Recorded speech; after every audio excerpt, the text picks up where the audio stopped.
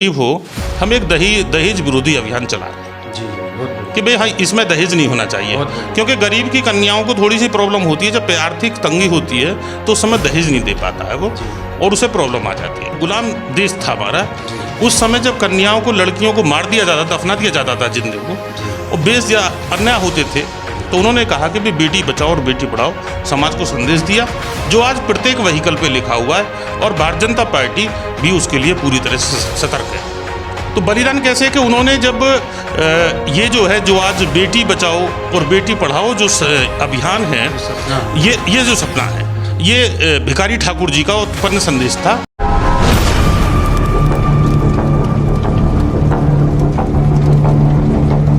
India first में आपका स्वागत है। मैं आपके साथ में रविंद्र कुमार, इनसे संवाददाता, और मेरे सहयोगी डॉक्टर योगिन प्रजापति छोटी काशी अनुपशहर से। इस समय पर हमारी टीम बुलंदशहर में आई हुई है, जहां की डॉक्टर यतेंद्र सैन जी प्रदेश अध्यक्ष हैं जनपद बुलंदशहर के। तो उनसे हम बातें करते हैं। आइए और हमारे चैनल को आप जुड़ते रहिए। तो डॉक्टर साहब, आप अपना नाम और अपना परिचय बताएं। मेरा नाम डॉक्टर यतेंद्र कुमार सैन जी। और सैन सविता समाज का मैं उत्तर प्रदेश का अध्यक्ष हूँ। सर्वप्रथम मैं आपको शुभकामना देना चाहता हूँ, आपके चैनल के माध्यम से समस्त देशवासियों को नववर्ष की शुभकामना, और आपके लिए जी। और बहुत बहुत धन्यवाद कि आपने जो है हमें इस योग्य समझा कि अपने चैनल से हमारा ये इंटरव्यू लिया जा रहा है। जी जी जी सर। तो डॉक्टर साहब, मैं आपसे पहला सवाल ये है, आप राजनीति में कदम रख रहे हैं, तो राजनीति में आपको प्रेरणा कहाँ से मिली है? देखो, राजनीति का जो हमें कीड़ा लगा, हम राजनीतिक के लोग नहीं थे, हम व्यापारी लोग थे, लेकिन राजनीतिक का जो हमें कीड़ा लगा, हमारे समाज के जो महापुरुष जननायक कर्पूरी ठाकुर थे, जब हमने उनके इतिहास को पढ़ा, हमने उसके कर्म, उनके कार्य को पढ़ा, तो हमें लगा कि भाई कर्पूरी ठाकुर जी के बाद भी कोई ऐसा नेता उत्पन्न होना चाहिए जाति के अंदर, जो कर्पूरी ठाकुर जी की विचारधारा को लेकर जमीन पर उतारे। क्योंकि कर्पूरी ठाकुर एक ऐसे नेता थे, ओबीसी प्रकोष्ठ के मसीहा थे, और एक बार मुख्यमंत्री बने, 2 बार उप मुख्यमंत्री बने, और सबसे बड़ी बात यह कि मुख्यमंत्री के साथ साथ वो देश के स्वतंत्रता सेनानी थे, आज़ाद फौज में रहे वो, और उन्होंने ब्रिटिश सरकार से अपना युद्ध लड़ा देश की आज़ादी के लिए।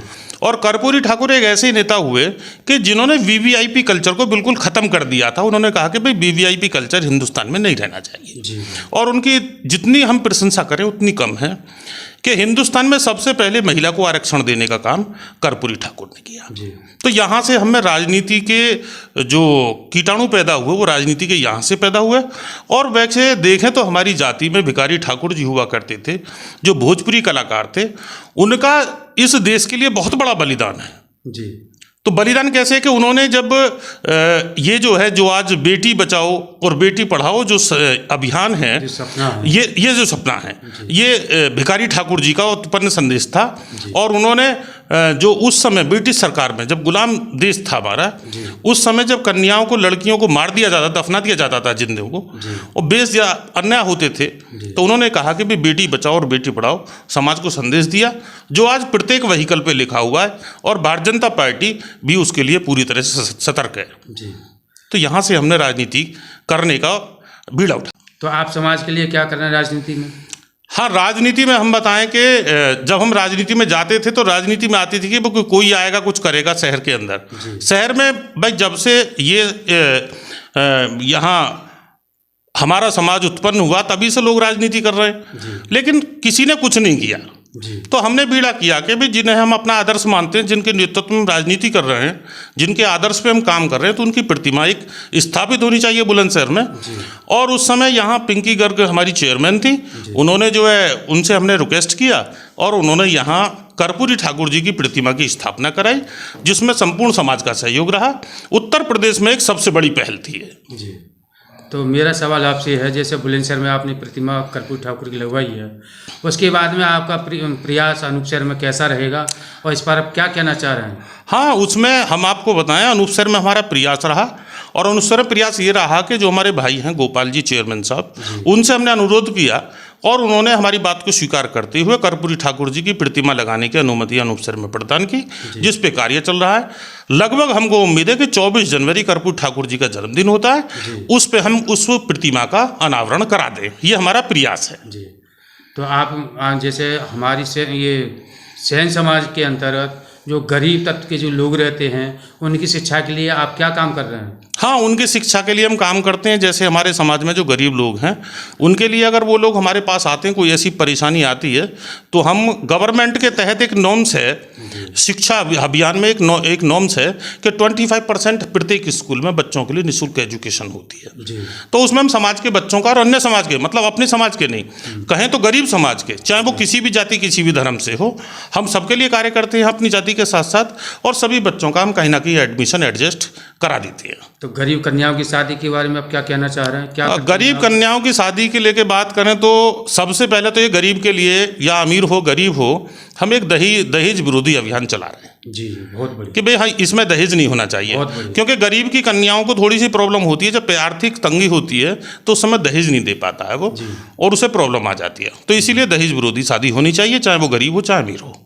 तो समाज में और अन्य क्या काम कर रहे हैं समाज की सेवा के लिए? समाज की सेवा के लिए हम जो रोजगार भी दे रहे हैं, महिलाओं का एक समूह बनाते हैं और समूह बना के हम उन्हें रोजगार देते हैं। जैसे अचार बनाने का काम देते हैं, सिलाई का लिए देते हैं, ब्यूटी पार्लर के लिए देते हैं, या अगरबत्ती धूप बत्ती का देते हैं, या और बहुत सारे ऐसे कार्य हैं जो समाज में मिलते हैं समाज में। हाँ, और महिलाओं के लिए, गरीब लोगों के लिए हम रोजगार देने का भी काम करते हैं। तो प्रदेश में हमारी उत्तर प्रदेश सरकार, योगी सरकार हमारे समाज के लिए, पिछड़े वर्ग के लिए क्या क्या कर रही है? देखो, अगर देखा जाए तो जो प्रधानमंत्री जी के नेतृत्व में सरकार चल रही है इस समय, वो वाकई में ही ओबीसी की सरकार है जी, और वो गरीब तबके की सरकार है। वो जाति और धर्म से अलग हट के काम कर रहे हैं। वो सिर्फ और सिर्फ गरीब के उत्थान के लिए कार्य कर रहे हैं, चाहे वो किसी भी प्रकार से लिया जाए। और ये जो सरकार चल रही है, ये ऐसी सरकार हिंदुस्तान में पहली बार आई है जो मोदी जी और योगी जी के नेतृत्व में चल रही है, और आज गरीब आदमी खुश है। तो डॉक्टर साहब, मेरा आपसे एक आखिरी सवाल है। निकाय चुनाव में ओबीसी आरक्षण का मामला चल रहा है, इस पर आप कुछ कहना चाह रहे हैं? हाँ, मैं बिल्कुल कहना चाहूँगा। बिल्कुल, आपका क्वेश्चन बढ़िया है। मैं अभी 3 दिन पहले जो हमारे ओबीसी प्रकोष्ठ के जो प्रदेश अध्यक्ष हैं श्री नरेंद्र कश्यप जी, मैं लखनऊ निवास पे जाके उनसे मिला और मैंने अपने समाज की बात रखी कि भाई जैसे ओबीसी के आप प्रदेश अध्यक्ष हैं और नगर निकाय चुनाव में हैं, तो इसमें हमारी जाति को कितना आरक्षण मिलेगा? तो उन्होंने कहा कि लगभग ये मान के चलो कि सरकार का आदेश है कि ओबीसी की प्रत्येक जाति को कहीं ना कहीं नगर निकाय में स्थान मिलना चाहिए और सरकार देगी। तो डॉक्टर साहब, एक सवाल और है मेरा आपसे कि जैसे आप सेन समाज से बिलोंग करते हैं, तो सेन समाज के कहीं पर किसी को टिकट नहीं मिल रही है विधायकी में या सांसदी में या निकाय चुनाव में, ऐसा क्यों है? नहीं, ऐसा कुछ नहीं है, ऐसा कुछ नहीं है सर, टिकट मिलता है। अब बुलंदशहर नगर की बात करें तो बुलंदशहर नगर में हमारे यहाँ नगर पालिका परिषद अगर पहली बार बना तो भारतीय जनता पार्टी के नेतृत्व में बना जी। दूसरी बात, अब आपसे मैं ऊपर की बात करता हूँ, विधायक की बात करता हूँ, तो रामचंद्र प्रधान जी को लखनऊ उन्नाव विधानसभा सीट पर जी, उन्हें जो है विधान परिषद सदस्य बनाने का काम भारतीय जनता पार्टी ने किया।